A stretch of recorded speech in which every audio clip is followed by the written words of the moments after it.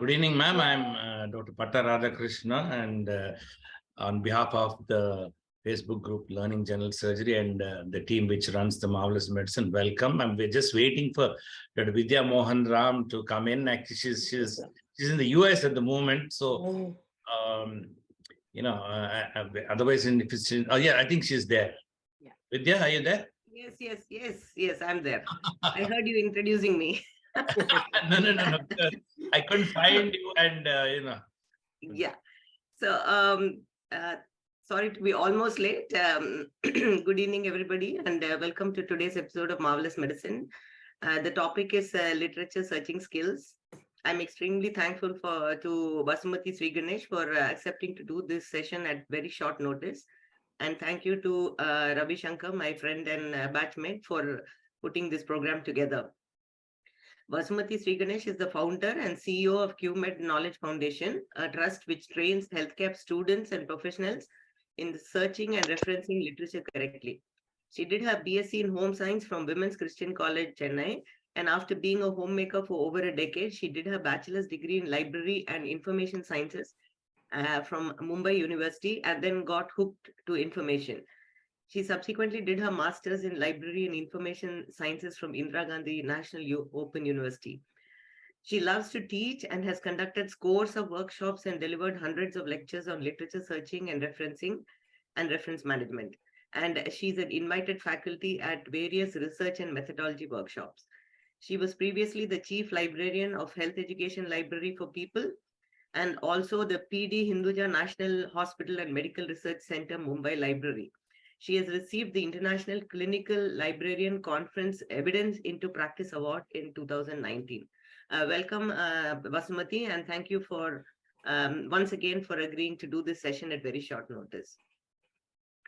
Moderating the session will be Dr. R. Ravindran. He's the Professor of Pharmacology at JIPMER Pondicherry. He did his MBBS and MD Pharmacology from Madras University and a Diploma in Clinical Pharmacology from London University. His areas of interest include toxicology, preclinical studies of plant products, and computer-assisted learning and teaching. He has 55 research papers, 2 books, and 7 software to his credit.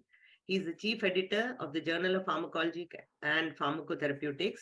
He has conducted workshops and delivered talks on biomedical communication, elementary biomedical statistics, research methodology, and alternatives to animal experimentation.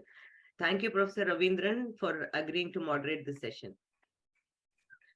Joining us will be Dr. Sanjay Pai. He's the consultant pathologist at Manipal Hospital, Yeshwantpura, Bangalore.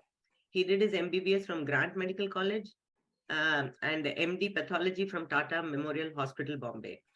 He did his postdoctoral fellowship in cellular genetics at the UT MD Anderson Cancer Center at Houston, Texas, and a postgraduate diploma in medical law and ethics from the National Law School of India, Bangalore. He did his ISN ANIO certification course in clinical nephropathology. He has written more than 150 papers, including original papers, case reports, letters, editorials, book reviews, review articles, and written more than 10 book chapters. He has delivered more than 100 invited talks on pathology, writing, ethics, and history of medicine. He's on the editorial board of several journals and is on the board of directors of World Association of Medical Editors. Thank you so much, Dr. Sanjay Pai, for agreeing to join us despite not knowing us from Adam, maybe. And thank you, Dr. Piyush Sani, for introducing me to Dr. Sanjay Pai. Over to you, Vasumathi. Thank you so much. And I think it's my turn to say thank you for this invitation. And the notice was pretty fine for me. I was able to manage this. So let me get started. I'll just share screen. I take this opportunity to welcome Professor Nandi, who is also joining us.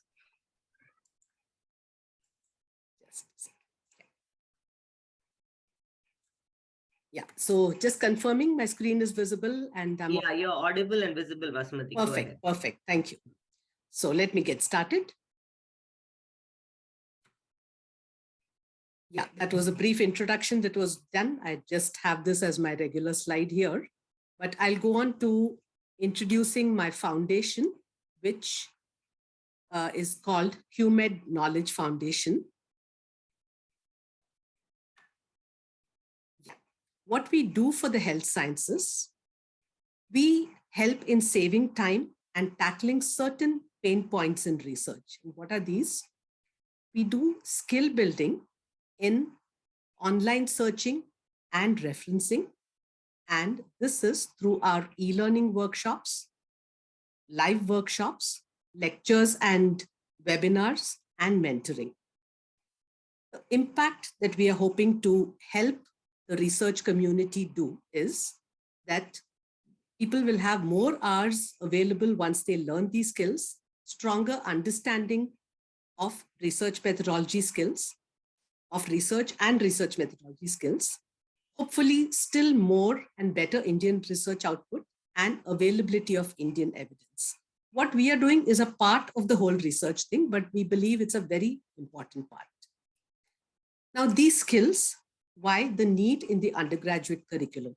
I'm sorry, my PowerPoint is giving a bit of trouble today. It tends to skip a little, but I'll try and handle this. It just happened in the afternoon as I was finalizing it. So my agenda is like this. I'll share some observation over the last 15 years of running my foundation, and actually a little earlier as well as a librarian and more. So the skills of literature searching, what difference do these skills make? A little about our work and why in the UG curriculum, I would invite your inputs of how you could help. So the observations first. The need for these skills of literature searching and referencing. Some scenarios that I've encountered are a PG student came to me and said his protocol was rejected. And when I asked him why, he said, my references were old. So I said, didn't you get any new ones? He said, yes, I got a few, but none of them were available free. So I told him that see, when you do a literature search, it's just to find out what has been published. The availability of free or not is a separate problem to tackle. And I asked him, did you check with your library? This is one of the good government medical colleges. And he said, no, ma'am, I haven't checked. So I said, you should go and check there.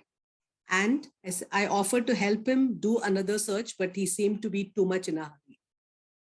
Next, a PG guide who called me and said, you know, my student has an SOS deadline.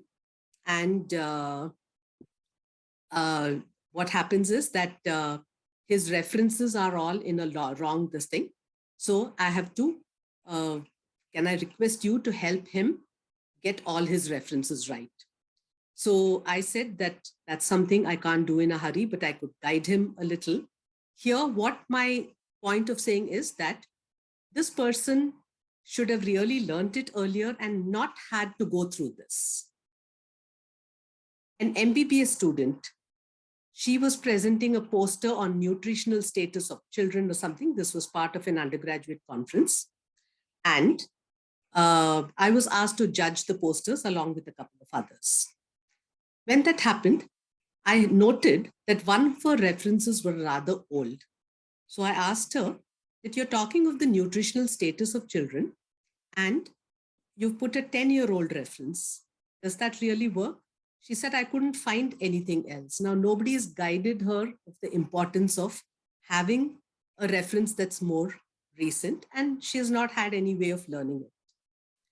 An academician who was doing a systematic review called me and said, we did the search. I have learned something from you some years ago. Now, after doing all our analysis, we want to rerun the search in order to get the more recent references. And when I looked at the strategy, I felt that I had something wrong with my Boolean operators. So I asked her to send me the strategy, and she said that when she sent it, I realized it wasn't one single mistake. There were quite a few mistakes. Then what happened was that I had to point out those mistakes, but the group of them who were authoring this review said that we will redo the search, and whatever studies we found, we'll keep them aside and also take the new ones. So it was good that they took the effort, but I was sorry that they had to waste that much time. The last one that I'll share is a practitioner said that I'm writing an article for the first time. Could you just take a quick look at it? So I told him I'm no subject expert, but I can look at the other things. He said, yes, that's what I want. His paper was on not a very strictly medical topic, so I could actually understand it, found it written it well. But when I looked at the citations and references, for a moment, something had me thinking there's something funny. And then I realized what he had done. He had first put down all the references as 1, 2, 3, 4, 5, etc. And then in the first paragraph, he had citations number 5 and 22. Then in the second paragraph, 1, 2, 3, and so on. So then I had to explain to him that in your citations, they should come numerically and the references should be mentioned in that order. Now, in all this, yes, there is a problem in our system. We haven't addressed all this enough. But if we see the fact that people are wasting a lot of time, that's terribly important. We must eliminate such time wastage and such pain points. Just a moment, there's a chat thing. Yeah. So, literature searching skills. The activity of literature searching, we do it in academics, research, practice. Sometimes practitioners tell me that, all this is for academics and research, doesn't really concern us. But the reality is that in practice, people obviously needed to stay updated, and all good practitioners know this. They need evidence for practice. They need to create evidence pretty often. And those who are engaged in policy making definitely need a lot of research, literature search inputs. So if it is staying updated, one needs a fair number of relevant results. For evidence-based practice, one needs to be able to find the best available evidence. For creating evidence and policy making, one has to ensure that one has not missed any publication, and from whatever results, carefully see what is needed to create evidence. So literature searching really has a role in every stage. The skills. What are the critical skills about any information resource? One needs to know what the resource covers, what it does not cover. What is a learning resource? What is a reference resource? Now, very often, quite a few people tell me PubMed doesn't give full text, but PubMed never offered to give full texts. One needs to know that it won't. It may link you to the journal article where it may or may not be available free. And there are other methods of finding an article. Then a learning or a reference resource. I've had really good doctors sometimes telling me that I like UpToDate better than a textbook. But UpToDate is a reference resource to see what is the latest on the topic, summarized well. A textbook is a learning resource. So these are the kinds of things which have to be very definitely understood. Then for searching, the critical skills are what is tagged and untagged searching, what thesaurus term search, how do you use spelling variations, how do you use truncation, and correct use of Boolean operators and or not. This is where I see too many mistakes very often. Anybody has questions on this, I'll take it at the end. Then at a next level, there are still more tags, which most people obviously are not too aware of. There's lots more about thesaurus terms than just tagging with, say, mesh. Use of synonyms, lots more about truncation, and there are proximity operators, near, next, etc. They work differently in different databases. There's that many nuances. And nice to know elements at an advanced level. How to find the right thesaurus term. For example, in PubMed, if you go to the mesh database and look for community-acquired pneumonia, it'll say there's no such term. How do you search PubMed and find out what mesh terms to use for this? That's a kind of skill that one needs to know. And the other way around, if you know a mesh term, how do you find all the possible synonyms and other ways the term is addressed by, if you don't want to miss anything for doing a scoping or systematic review? while doing a scoping or systematic review, will we retrieve both irrelevant and relevant, and actually a lot more irrelevant results? It is very important. Then for such reviews, how do you use a combination of thesaurus terms, synonyms, etc.? The correct combinations for those complicated long strings of searching, and replicating a search done in one database in repeating it in other databases. So these are the levels of search skills. And trust me, I've been doing this for now probably 25 years, still learning something new every now and then through different forums of medical librarians world over. What is the difference that these skills make? So I'm just going to show you a very simple topic in PubMed if it's done in different ways. Now, this is the most common way I've seen people searching antioxidants in glaucoma and cataract. They want references on antioxidants in glaucoma, antioxidants in cataract. 178, sorry about this again. If you tag it with mesh, put the correct Boolean operator, you've lost out on so many. Next, if you still want to miss out less, you've got to search mesh as well as TIAB for each term. And again, the correct Boolean operators. Finally, if one is doing it for a systematic review, it's cataract mesh, cataract TIAB, and the various other ways it is known. Lens or lenses, opaque or opacity, opacification, opacities, same thing with capsule, capsular, etc. Similarly, for antioxidants, apart from the mesh and TIAB, there is something called pharmacological action. That is the way antioxidants work. And for that, it includes the terms like vitamin E, etc., a whole lot of specific ones. Then you've got to also use at least select individual antioxidants tagged with TIAB. So this is a kind of search for which I would sit with the reviewer and ask him or her, how many antioxidants would you definitely like to cover? Are you leaving out any, etc.? And it will be a fairly comprehensive search that way.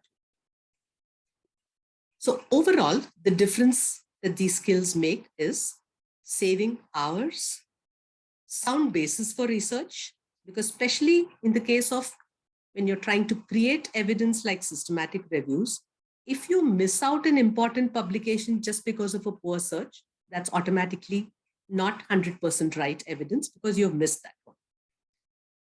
And it will reduce rejections of publications. For UG students, this really inculcates a research interest, and I'm going to be telling you some incidents that I've helped with or seen.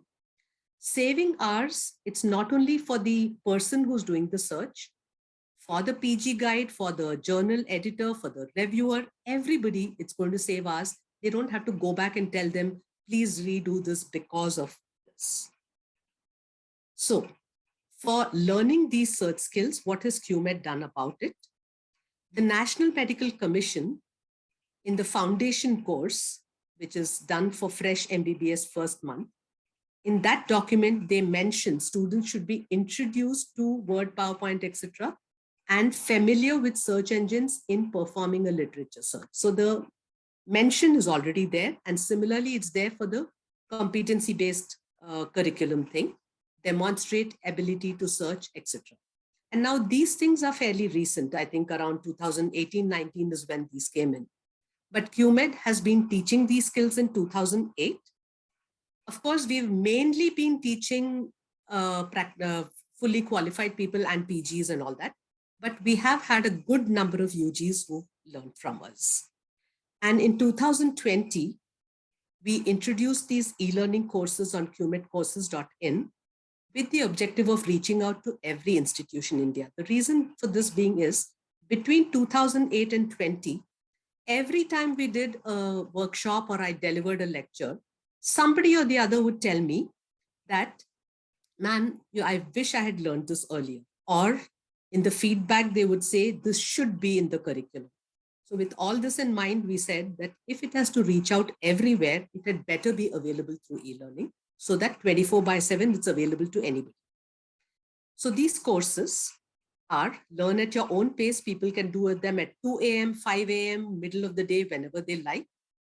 There are MCQs after every few lessons so that they get clear. At the end of every course, there's final assessments, badges for learning specific parts, certification for finishing the whole thing, and they can learn on any device. It's not just a laptop or something, but even a mobile, anywhere, through an app or through the browser.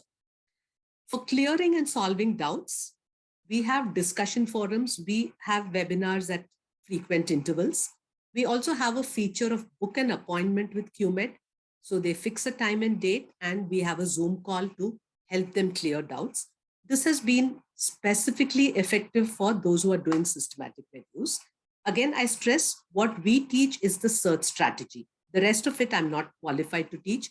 Here and there, I can give some bits of help, but my main area of teaching is the search strategies. A year and little more above, we helped different researchers who are involved with the Lancet Citizens Commission for their scoping reviews. Every team went through our very specific modules on advanced searching. They made the search strategies, fixed a time with us, and before that, I would tell them to mail it to me first. I would go through it, note down where all they ought to make a correction or improve it. They would learn that, redo it, send it to me. So every team did it for probably at least 3 times before they got it really right. And they understood what exactly they were doing. That was very, very important. When I later asked them for a feedback, one group said we saved 80% time, one group said 50% time. They estimated what they would have done if they hadn't learned all this. I think those are significant time saving. For institutions, so because our courses are open to people to join as individuals or a full institution joins in. For institutions, since this year, we also included a full one-day workshop if they subscribe to the courses. So this is what the site looks like. The first 2 courses, you can see they are free and anybody can register and just do them. They are lifelong free. We have 2 other courses. These 2 are very basic to teach all those basics. As I said, the tags, the Boolean operators and stuff like that. Mastering PubMed is very detailed. That is where we've gone to the extent of teaching. If you want to do a systematic review, how you'd have to do a detailed search, and reference management with Mendeley. So these 2 are available if an individual gives us a donation or if an institution pays and registers as many people as they need. UG, PG, lab personnel, anybody who's interested, as long as they are employed by the institution. So this is a snapshot of the PubMed course. Say the mesh alone, we have 9 lessons, averaging about 5 minutes each. You finish the module on mesh, you get your badge. Then you can do some MCQs to make sure you've understood it well. Then there's a discussion forum for asking any doubts. Then further down, you'll see a course summary in a mind map format. People kept saying we want some kind of quick reference point. So we made a mind map format. So it's very visual and easy to understand that. Then they do a final assessment, give a feedback, and then they can download their certificate. In addition to the courses, we have a section called resources for you. So I'm just enlarging this. We have a collection of resources useful for searching, writing and reporting, extra reading, and generally about research. So each of these will cover either a website, which is external, or a couple of them, which we ourselves have created.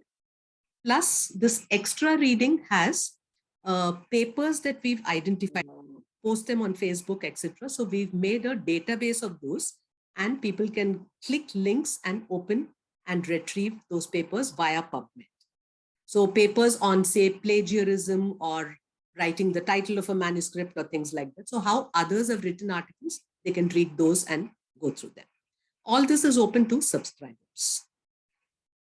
So this out here on the right is the consult with QMed. So you can choose a date, time, and book an appointment. Plans ahead. We want to add courses on Zotero as another reference manager, more information resources like Global Index Medicus, Cochrane Library, etc. Assessment at more complex levels.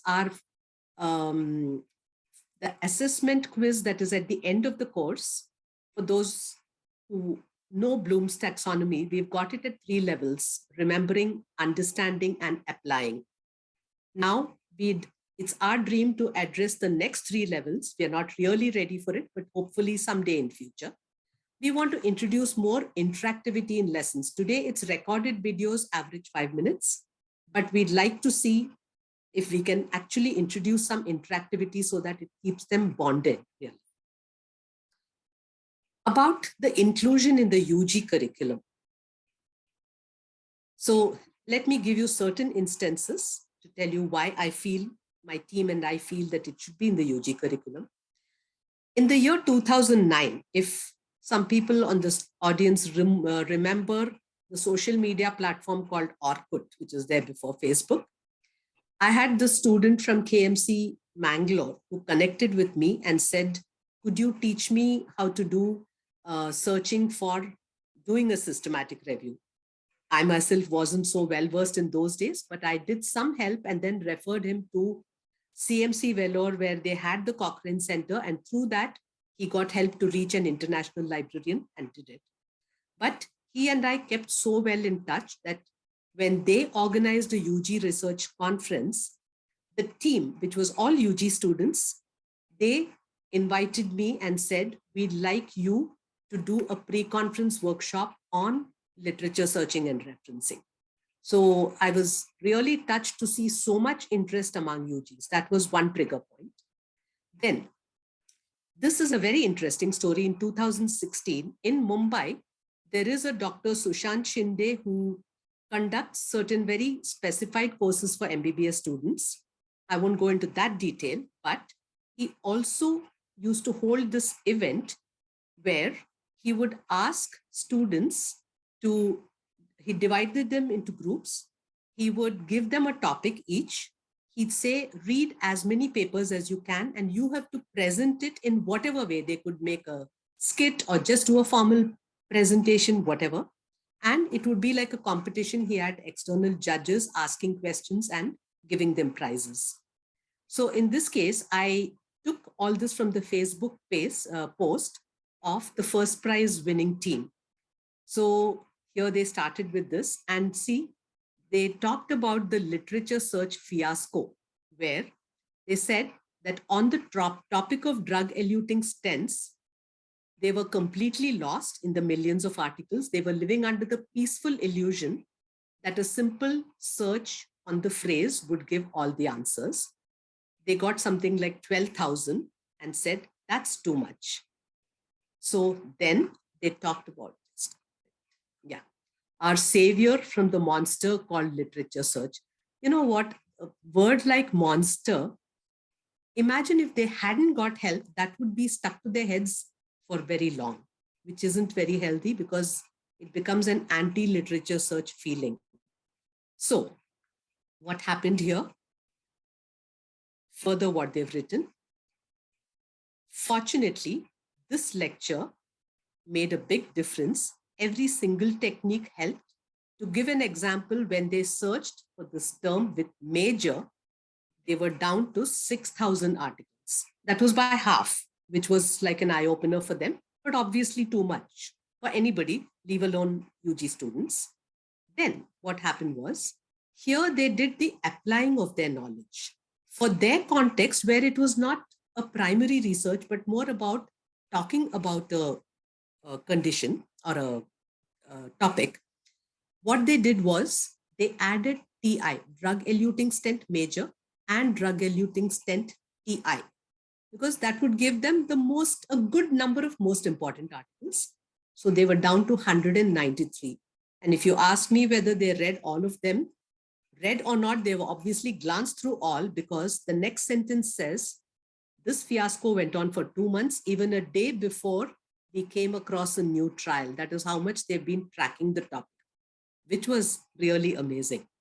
Now, they also said thanks not only to me, to their other mentors, but I've just posted what's relevant here. And then this was their prize-winning picture. So this is Dr. Sushant Shinde and his wife who organized the whole thing. These people were the judges. And I'll tell you this, for their presentation at the end of it, these judges one by one shot out one after another questions on drug-eluting stents. What had me with a dropped jaw was the four of them, they not just answered every question, for every question, they gave a supporting reference with full confidence. So that was something which still has me having goosebumps today, saying if third-year medical students could do this, they're really prepared well later. Very recently, I delivered a lecture at the foundation course, which is now being done for first MBBS students as soon as they join. I didn't go into depth, obviously, because they've just joined. I didn't want to scare them. But I just told them about the importance of reading a lot in general and definitely for research. I told them that it's important that they should learn to understand research. They had an option of choosing research as a career or practice or academics, whatever. But irrespective of their choice, understanding research was very important. And the earlier they got into the extra reading habit beyond textbooks, it was good. I just gave them some very, very fundamental tips.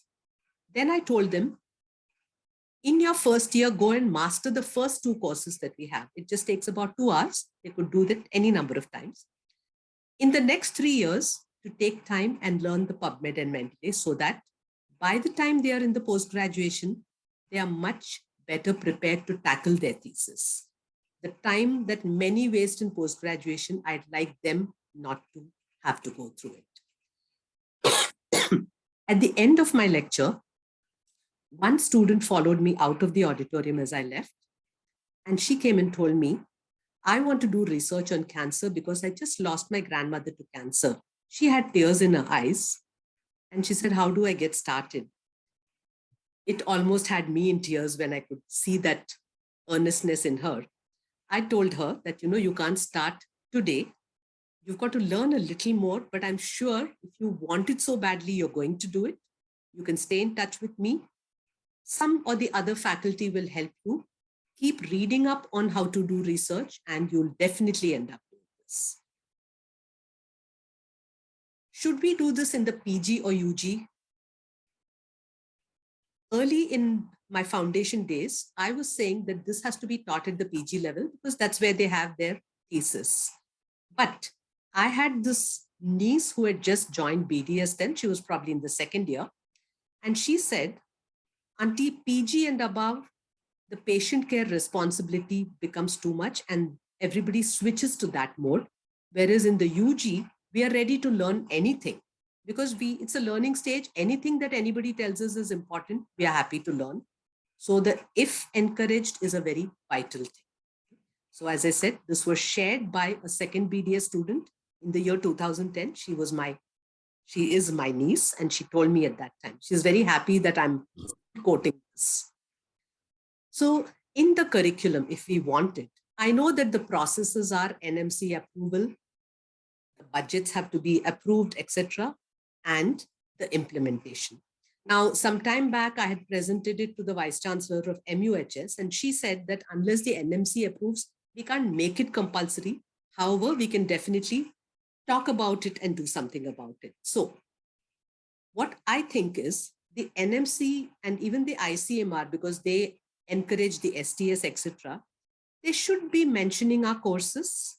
And why I'm saying our courses is it's not that nobody else is teaching, but coming from the profession and domain of information sciences and having got trained by librarians abroad and continuously learning from them, I believe that I'm giving a structured approach to the whole thing. As a not-for-profit trust, we charge very little. And that's why it is important that they start with mentioning our courses and encouraging institutions to subscribe to it. It may be done in an informal way or whatever. And yes, as I said today, a very average cost per student is about 80 rupees. And if I take only UGs, but when we give it to an institution, we say anybody. So then if the PG faculty, anybody comes in, the cost per head of the institution becomes much lower. Later on, at some right time, it can become a mandate. According to me, it should be a mandate today, but there are too many other factors, I guess. QMed, we recently made a vision board. So a vision board is usually made on a yellow background with pictures and handwritten things. So we said that giving is a very important part of a vision board. A vision board says about what we want, but also what we will give. We've been giving a lot for 15 years through our training. Now our vision is our courses should be in the medical UG curriculum. I've actually put this in our vision board in the NMC site here as a picture so that we see it, keep getting inspired to work harder towards this. We visualize a sustenance of 25 lakhs monthly income by 2027 so that we can put in the best of technologies and whatever, the best of learning methods, pay the right people to make it the best and more. And we may have to incur a much higher cost for hosting and all that. So we've put in something like this. And of course, we always keep saying, if we have a surplus, we'll give it back to research in any way, not a problem. Plus, our vision is that everyone in the health profession not just learns, they also give back to research with the right skills of this kind. Of course, they learn other skills like statistics and other things. Research has every component. This component we contribute and it comes back to Indian research, academics, practice, everywhere. Concluding, I'd like to highlight that with the information explosion that is there, it is quite a challenge to know everything about even anything, one thing. It is more important to quickly find what one needs to learn or to know. That is what is really the need of the hour. And if you see the evolution of professions, when I was a child, I knew only family doctors and GPs, nothing else. Later, specialists, super specialists, plus a whole lot of allied health professionals. It's not that doctors can't do these jobs, but everybody doing their job together makes a great combination.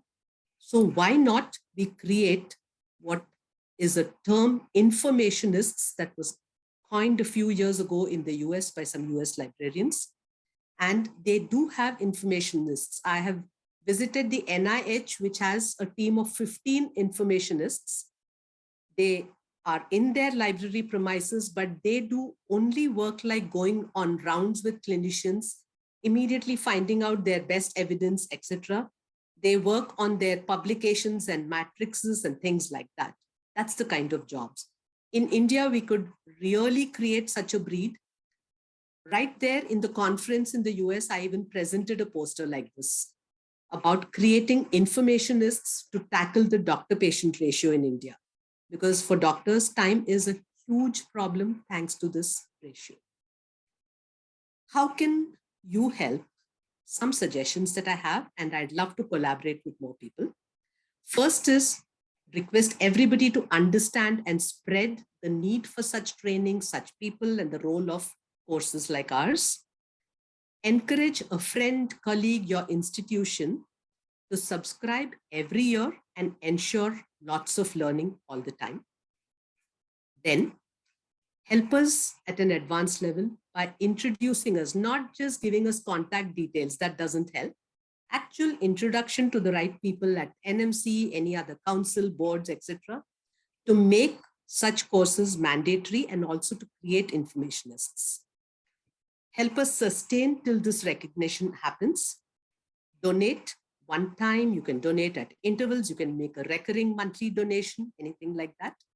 You can ask others to help by creating a fundraiser. For example, you could set small to large goals that you will raise anything from 5,000 to 5 lakhs in rupees, or if you're abroad in dollars. And how you could do all this is on our site, we have this option for Indian donors, this option for people abroad. So if you're giving directly, you just have to follow those links and you're there to donate. In order to create a fundraiser, there's a small process. We'll help you out with that. And you can set up fundraisers. If we have a lot of people doing this for us, raising even small amounts, it will help a lot. If you raise large, it will be of huge help. Once we have the recognition and every institution paying a nominal fee to subscribe, I'm sure we'll have enough to maintain the whole thing and actually add a lot more courses, a lot more help, everything. So if you'd like to help us in any way or even give us suggestions and more, this is our contact us page on our website. I've just highlighted the email ID and the landline number. I've not put the mobile number here because this will be going on YouTube, but anyone who needs it, it'll be easy for you to get it. You can even write to info@qmet.ngo, and when I reply, you'll get my mobile number. So with that,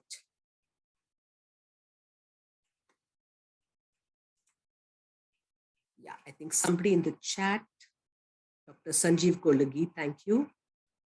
Feel sorry, it is not yet in the curriculum. Yes, thank you. That gives me a big boost when one person has already said this.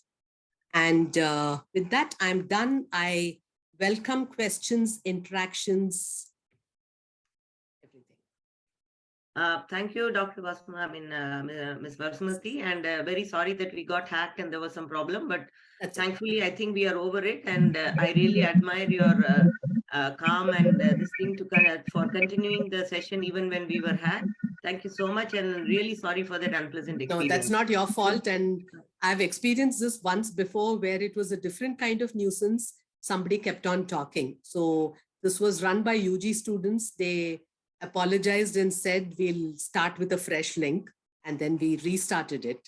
So we understand these things happen. We were about to give up when we were kind of we were able to get over. Thanks so much. That's it. We have Professor Nandi with us, who was very much interested in this topic. Sir, do you have any comments? I enjoyed the talk, Dr. Sriganesh. Thank you. And but my worry is that we don't need comprehensive literature searches. We need searches which are relevant to us in the shortest possible time. And I remember many years ago, Kenneth Warren of the Rockefeller Foundation said that on schistosomiasis, you only need to consult 10 journals. And what I do is I look up PubMed or Google Scholar, and anything which is published in a journal which is a high impact factor, I look into. And I don't look at everything, so that you can spend time better. My problem is how to persuade people that research is so important. That's the first thing. And second thing is to give them rewards for people who publish good papers, and also use the stick for people who don't publish at all. Because you know that one of our widely quoted papers is that 57% of all the medical institutions in India, academic, haven't published a single paper in the last 10 years. So we need to do that. But the great changes that have been made in my lifetime were that before, internet has changed everything. Before, we had to go to the library, look up cumulative index medicus. Now you can sit in bed and just deal. But I think your talk was excellent, and I wish you best of luck. Thank you so much. And just to answer the bit about what you need, you're right. When you need something focused, you need little, and there are methods to do that. Whereas those who are doing secondary research for large things, they have to show that they've looked through everything. There's a separate method for that. People need to know the different methods and do it accordingly. That's what I tried to stress. And yes, about research, and yes, about reading and writing, I completely agree with all that you said. But I'd also like to add, you mentioned cumulated index medicus. Today, PubMed is cumulated index medicus online. Right? The thing is, in those days, you searched for so many years at a time. You had to take one topic and the other, blend and see. All that is done much faster.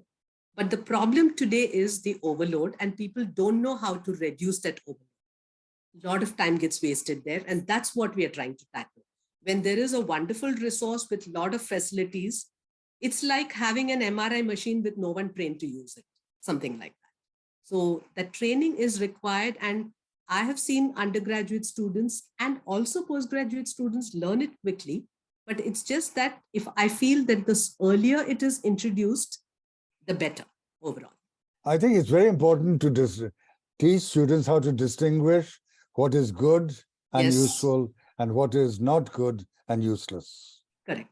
So that has to come first, overall in resources. Next, when they find all relevant papers, the critical appraisal, that's a separate training. Then each area, research has so many areas. I'm dealing with this area of searching and referencing, which I feel are always kind of not covered in detail. And that's why when I've got this experience and learning from my profession, as well as from international conferences, I feel that I need to share this across India because of the feedback I've had through our thousands of people who have attended our workshops. That's it. Thank you, sir. Over to you, Dr. Ravindran. You're muted, sir. Dr. Ravindran, you're muted. I've got something to say. Yeah, Dr. Ravindran, you're muted. We can't hear you. Yeah. Can you hear me now? Yes. Yes. Can you hear me now? Oh, sorry about that. Okay. Good evening to everyone. I really enjoyed the talk. Well, let me get into the question straight. Now, this thing is, today is the age of artificial intelligence. Now you say that now we have to learn so many skills. Now this thing is, I'm going to play devil's advocate. Sure. Why do you want me to learn all this thing? Why can't you make an app in which I enter only the keywords and it adds all the tags and other things, okay, in different combinations and other things, with the Boolean operators and this thing, and gives me, okay, if you use this, these are so many articles, this is so many articles, which one you want to click, you click, and then you go through. Well, if you want to broaden the search, or you want to shorten or the focus the search, you do this, you do this, you do this. Now, why can't we go for that? Why do you want me to learn all these skills and then remember all these things? Apart from I have to remember so many things to do other things. Now, why do you want to remember me all these things? So point number one, why haven't doctors created an app for doing anything? Because we are neither you nor I are computer engineers or whatever term the people who do artificial intelligence products are. I can't create one. But if somebody who's doing an AI product on this needs some help, I'm somebody who can give them that help. So just like I know a radiology related AI person, he keeps insisting, I need the inputs from radiologists. So like that, people who will create an app for this will need this. And the users should be able to evaluate and say that the app is working very well. If you blindly accept the way an app works, if you see the latest is that ChatGPT, which is making big noise, but read their FAQs, they themselves are saying we are not fully ready yet. So it's important the critical appraisal applies not just to articles, but also to apps, to softwares, to websites, everything. So I don't think we are still ready there. I'm not a person who can create an app, but technology-wise, somebody is doing it. I'm probably one of the experts he or she will consult. Yeah, I fully agree with that. What I'm saying is during the course of time, maybe after some time, there is going to be an, say, search engine powered by artificial intelligence, and which is going to include all these skills, and that I think is going to happen very soon. That is my thing. Okay, thank you. Maybe it will. Then we have to be ready. So I'm always ready with alternate kind of ways to live my life. That is definitely there for everybody. Okay, moderators, I'd have to ask. There are questions coming on the chat as well. So Vasumathi, if we can just have Dr. Sanjay, we can just hear from him. And then Dr. Sanjay, please go ahead. Yeah, I've got a couple of questions also for you, and this will be applicable to the students who might not have put in the question. One is, I think you need to tell them about Nooksy, right? When you can look at which library in the country has got which journal. That's one. Tell them Yes. about it, please. Number Yeah. one. And secondly, do tell them about the difference between a Medline search and between a Google search, which is going to throw up even predatory journals, which Medline will not. I think these are two things you need to tell them. Yeah. So first was Nooksy. Nooksy stands for National Union Catalog of Scientific Serials in India. So if you Google Nooksy, you'll reach the website where you can search by journal and find out in which library in the country that journal is available. I'm not sure how the last mile works, that when you ask for the article, how quickly it comes. It doesn't. Yeah. Generally, But then you have to ask a friend in that city to then take care yeah, of that it. works better. That's true. But more importantly, I'd like to highlight another resource called ERMED, E-R-M-E-D, which of course I think is available mainly in government medical colleges. So if there's one or more in your city, you can always ask them. ERMED has direct access to full text. The sad thing is many people in their institutions do not know they have access to it. It includes a huge number of journals for which they get full text access. So this way, there are a lot of library related knowledge that many people don't know, that their own libraries have something. So that's a point I'd like to make. About searching Google versus searching PubMed. Google is a generic search engine. It searches websites, blogs, all kinds of things, not only scientific journals. Within scientific journals, as Dr. Sanjay Pai just mentioned, it might pick up predatory, low quality journals, anything. PubMed selects which journals it will include and then gives you results. And I will preempt a question that might come, that's saying, don't PubMed results also come in a Google search? It doesn't come from PubMed. It comes from the journal website where the link to PubMed is mentioned. That's the way it comes in. So not all results that are in PubMed about a particular topic will come in a Google search. Since you mentioned Google, there's also Google Scholar, which is a little more reliable than searching Google because it is only scholarly stuff. But a Google Scholar search, one thing is because it's based on Google kind of algorithms, today, if you and I search the same topic with the same limits, we might both get different results because it bases the search on what all we've done in the past. So you will be doing all pathology, I'll be doing library science, and we'll get different results like that. Then there's also the thing that there's no systematic method in which you can, download the whole thing. I can see a query on that. You'd have to use a reference manager, get those each page by page, capture it all in the reference manager, from the reference manager, export it. So that's the kind of, there are so many nuances that one has to learn about each thing today. There's still no ready solution about each of these. You also refer to something called Global Index Medicus. I don't know what that is. So that is another, like PubMed is free to search, that is another index of journals from developing countries. So sometimes we need, depending on our topics, if we need that kind of stuff, that is one resource to search. Those are slightly more difficult, especially when it comes to exporting results and all that. But nevertheless, at least for some extra reading, those kind of databases are available to search. Okay. There's a question here from Chahar Bhai. One of the difficulties is fear of poor knowledge of searching. Okay, it's not a question, but there's something else. Sheena asks, how can you download material from Google Scholar into Excel format? Can that be done? No, I just mentioned it. You've got page by page, so you can display 20 results a page. Yes. Get it all into Mendeley or Zotero, page after page, and then that entire set of results you can, from Zotero, you can export in Excel format. Okay. What is your opinion on AI-based apps, Research Rabbit, Citation Gecko, Elicit, Dimension AI, etc.? Yeah, as I just said, that it's a little early to, and I don't know enough of them to be very frank about it. But just on top of my head, just as ChatGPT, which is now being most talked about, in their FAQs, they have put in the disclaimer that you can't 100% rely on this because this is on the knowledge amassed and we are not a search engine to go around and get everything. Yeah, I would agree with that. At But WAMI, no, this is I'm sorry to interrupt. See, this is a technology now which has come now very recently, and this has developed. Actually, of course, artificial intelligence is there for a long time, and it has come out with a product which I mean, at least no, to some extent it is impressive, and this will develop further.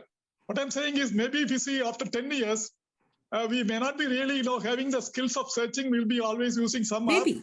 which will give you the thing. That's what I'm my point. Absolutely. And, See, it is already changes, yeah.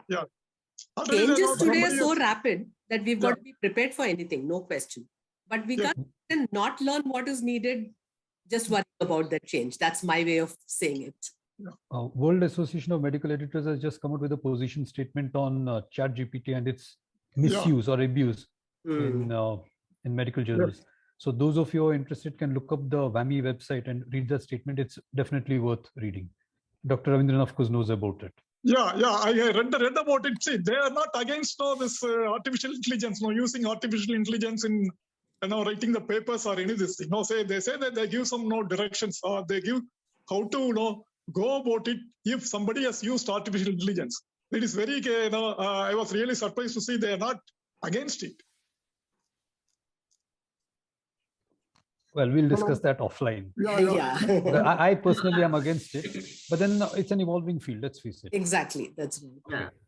There's another Listening to all of question you, of I think your- soon we will we'll probably try to have a session with experts both from AI domain as well as other places to discuss what impact ChatGPT is likely to have on medical practice and medical education and writing of papers and other things. So that's a good good pickup for me today. If anyone else has any questions or comments, please feel free to unmute yourself and speak. question. Vidya, meanwhile, there are some in the chat. Go right ahead. Go right ahead. Can we use Google Scholar Can we use and Google EndNote Scholar alone? and EndNote alone? EndNote alone is fine. I mean, when I say EndNote is really a reference management system. See, reference management softwares allow you to do a search, but generally they search the world collection in that thing. No one source is enough for getting answers. So generally you're told search at least 3-4 databases, that kind of thing, then remove duplicates. EndNote and all that will help you remove the duplicates. So that's why these two things, searching and referencing, are two sides of a coin. You need to know the best of both too. And there are ways of doing it fairly quickly. It has to be learned and done as of today, definitely. That's the thing. Then always go back to the original source. I think you need to tell them about that. That's The okay. I think original Sanjay, paper. you should talk about the original source. No. You are the speaker today, not me. No, but you have a wonderful example for it. I would request Dr. Sanjay to talk about that. This was something he had shared with me long ago on how he was writing a paper on Kangri cancer. That's a cancer that's prevalent more in the Himalayas and all that, when people hold Countries. with coals in it to warm themselves. Go ahead, please. Okay. From the so horse's about- mouth, it's better. Yeah. So about 15 years ago, I was asked to write an article on the history of Kangri cancer and the classic papers which were written on it. One paper was written in 1866 and the other one was in 1923. And so I tried to get hold of the original paper from London and write an essay on it. And in the mail come these articles, and I open it up and I find that there's nothing on Kangri cancer in this 1923, in these photocopies from 1923.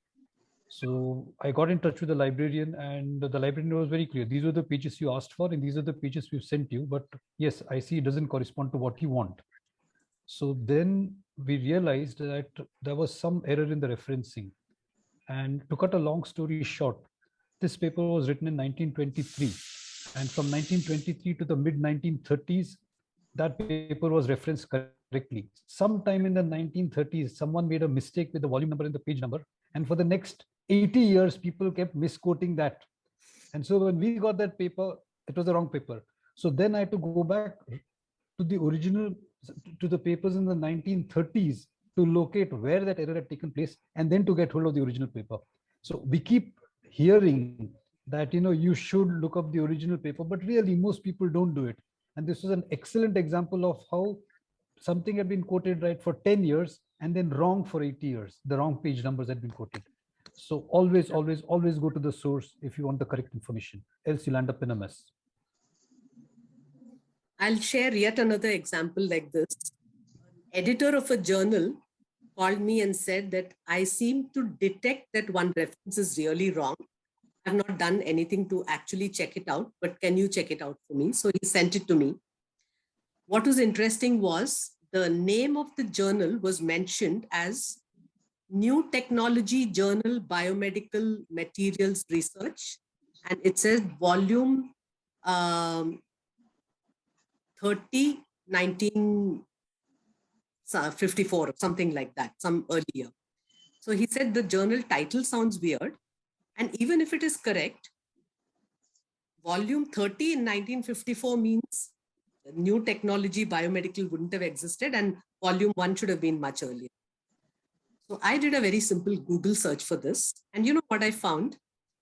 The person who had mentioned this had read up some article online, did a copy pasting of references, copied one part of, say, reference number 38 and another part of reference number 39.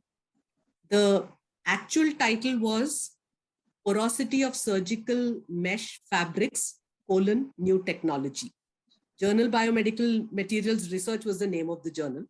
And the year, volume number was all between reference number 37 and 38, total mix of copy paste. So I used to highlight this quite often and say, don't try this, because if you think you can copy paste, we can detect copy paste. So many such incidences, and these are all a waste of time for everybody. That's the thing I like to keep on highlighting. We shouldn't have this kind of, people have to invest some time in learning so that overall, a lot of people's time gets saved in the process. Research, writing, everything is better in the process. There's a question on Nuxi. What did you mention before? Urmed, I think she needs PubMed. Nuxi. 1 second. Pallavi. What did you mention? Yeah, that was Nuxi. Nuxi. I'll just type it here. NUCSSI is National Union Catalogue of Scientific Serials in India. So it tells you which Google library that. gets which journal. Yeah, if you Google that, you'll get to know which library gets which journal. Oh, did I? Sorry, I didn't put it in an everybody message. My mistake.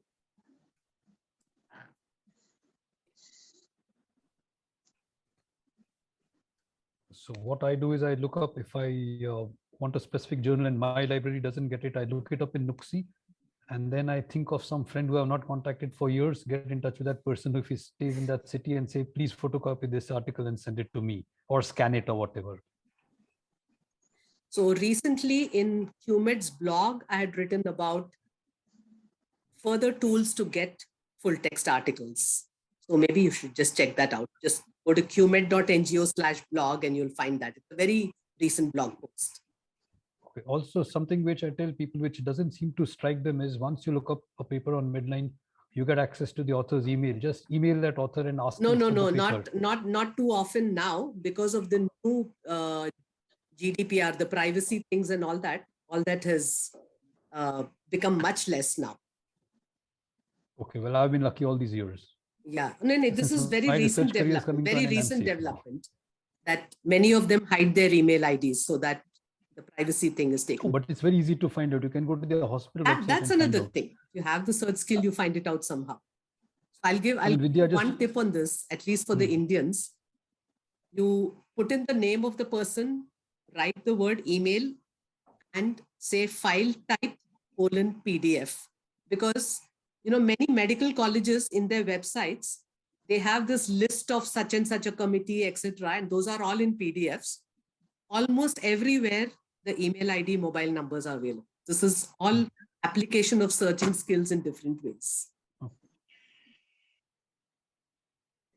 Vidya told us stuff about me which I had not told her. So I don't know how she found all that out. But she's also very good on Google, I see. These days, it's not too difficult. In fact, sometimes people somehow get in touch with me and say, I wasn't able to find your details. I said, if you can't find my details through a Google, you need my courses. Yeah. I type what? Type what? Nuxi. Is that what she means? Kuban will have to be a little clear about that, what Yeah. that is. You can unmute and ask. Yes, that's right. Kuban Birch, you are free to unmute and ask your question. How to find email IDs. Okay. Okay. Okay, I'll do that. The person. So Radhakrishna, as usual, you had a long story on morning musings and learning general surgery Facebook page about what you thought today's session was about. So what's your take home point from this? Yeah, this is what you would do. Name of the person, then write the word email and say file type :PDF. Do this in Google. Great chance that you'll find it. I'm not promising, but somewhere in some PDF, if that person's name and email is there, you're likely to find it. Interesting. I didn't know that.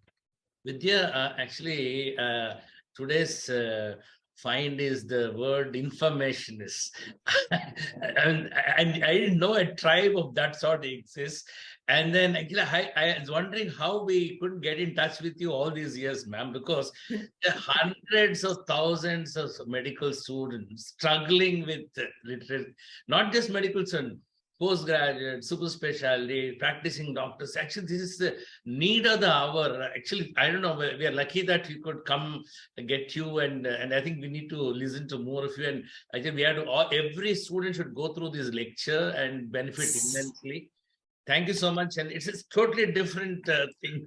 I never knew that there's a specialist who can help us in the literature search. Thank you so much. I've just put in our e-learning courses site again. As I said, the first 2 courses are free. Anybody can do them. And the access to the rest is really nothing at all.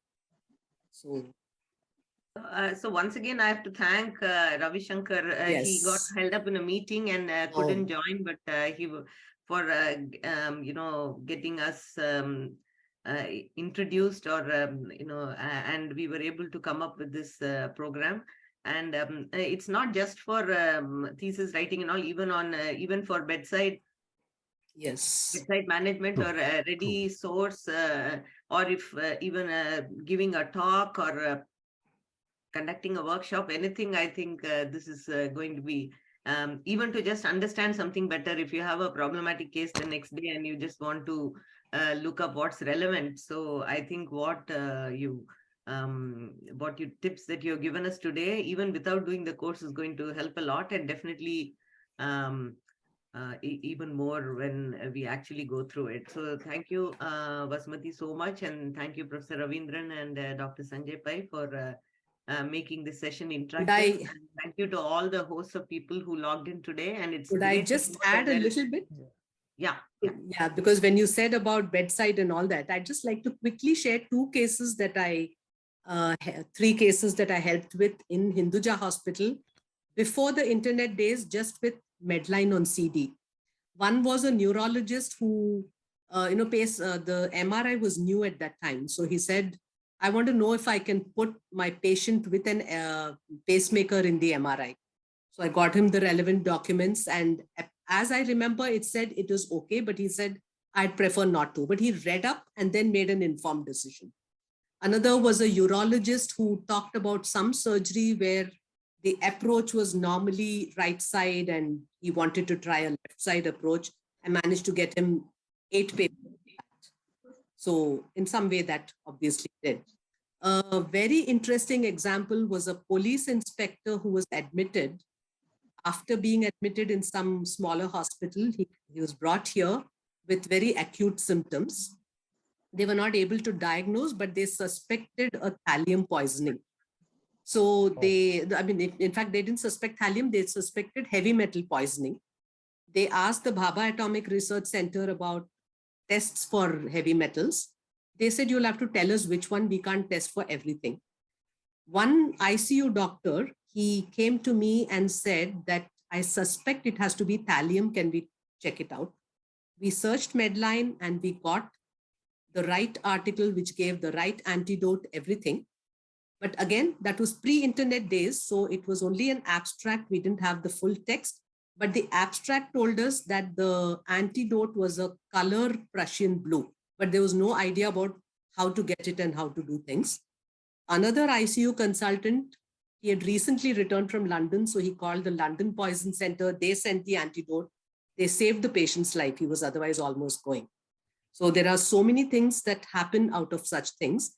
And even if today there is the internet, definitely so many things are faster than what happened then. But the point is, today there's an overload and sometimes you could just get lost in it. That's the thing that I like to stress. How to use the best of everything is where the question is. Yeah, too much of noise and so many predatory journals and Yes. so many things that look authentic. And when you don't know how to separate the good from the bad, it's easier to just latch onto something that your intuition is going, whereas it may be completely wrong. So yes, I totally understand that. And any closing comments, Dr. Ravindran or Dr. Sanjay? Ravindran, to close. Yeah. Yeah, thank you, Vidya. I have nothing to say except that I enjoyed the talk. Thank you very much. Yeah. Dr. Sanjay? No, that's all. I also would like to say thanks, Dr. Vasu is the best person to explain this literature search over the last 25 years in India. So I'm glad she could do this. Thank you, Vasu. And I must say, I've been doing literature search for 30 years now, and there were a couple of things I learned from you today. So I wonder what I've missed in the past. Lots. So thank you everyone for joining, and I hope you learn a lot from the QMed website, and we'll meet again next week with another episode of Marvelous Medicine. Sorry once again for getting hacked. I think we should refrain from sharing our links on Twitter. That seems to be the problem. We had this problem long ago, but I once again, the deepest appreciation, Vasumathi, for continuing with your talk, even despite the hacking. And I'm sorry to everyone once again. We'll be more careful in the future. Yeah. So we'll meet you next week again on Thursday at 8 p.m. with another episode of Marvelous Medicine. Till then, take care and stay safe. Good night. Thank you so much. Good night. Thank you, Vidya. Bye. Thank you, Vasumathi. Thank you.